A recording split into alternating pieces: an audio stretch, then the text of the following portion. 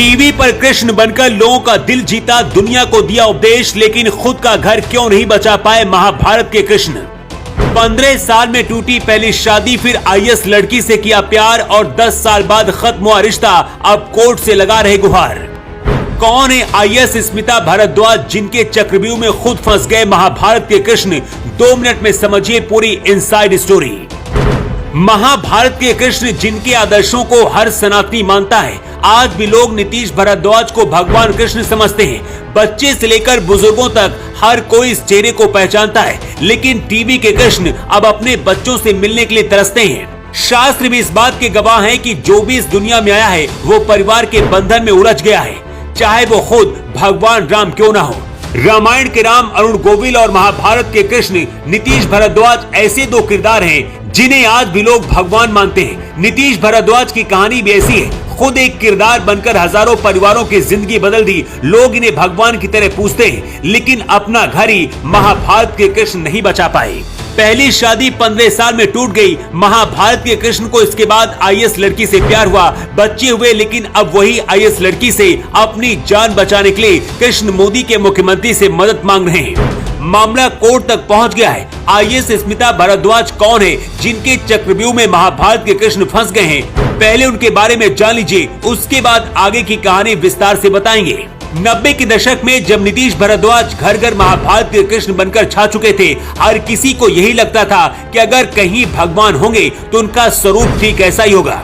उस दौरान पहली शादी 1991 में मोनिशा पाटिल से की थी, लेकिन ये शादी 15 साल बाद 2005 में टूट गई। इसके बाद आईएएस स्मिता से नीतीश भारद्वाज की मुलाकात हुई।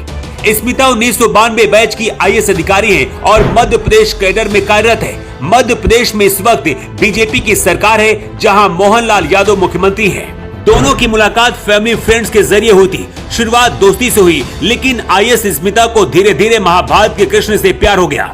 पहले कुछ वक्त तक किसी को खबर नहीं लगी, लेकिन फिर दोनों ने दुनिया के सामने आने का फैसला किया और 2009 में दोनों ने शादी कर ली। लेकिन ये प्यार भी बहुत ज्यादा दिन तक नहीं टिक पाया। आईएएस स्मिता और नीतीश शादी के 10 साल बाद दोनों अलग हो गए।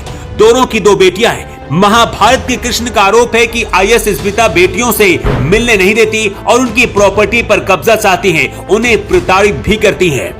सूत्रों के अनुसार स्मिता भारद्वाज ने अदालत में नीतीश भारद्वाज पर आरोप लगाया है कि अपनी दोनों बेटियों के लिए 10-10 हजार रुपए महीने की रकम नहीं दे रहे, जिसकी रिकवरी के लिए याचिका दायर की गई। इसे डार्क हाउस कहा जाता है। आईएएस स्मिता गाटे ने नीतीश भारद्वाज की अचल संपत्ति कुर्क करने और घर के पुराने सामान की बिक्री के लिए अदालत से मदद मांगी है, ताकि वो उस पैसे का इस्तेमाल अपनी बेटियों के भरण पोषण के लिए कर सके।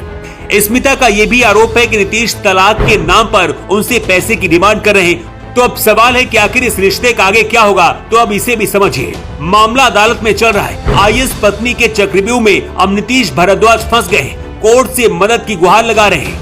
इसके साथ ही मध्य प्रदेश के मुख्यमंत्री मोहनलाल से भी मदद मांगी है, जो किरदार कई दशकों से हमें और आपको आज भी प्रेरित करता है। जिस चेहरे को देखकर आज भी भगवान कृष्ण की छवि बनती है, वो महाभारत के कृष्ण खुद अपना ही घर नहीं बचा पाए। एक नहीं बल्कि 2 शादियां हुई और दोनों टूट गई।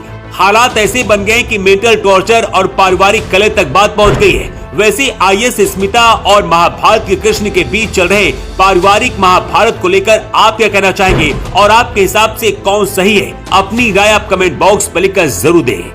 The report.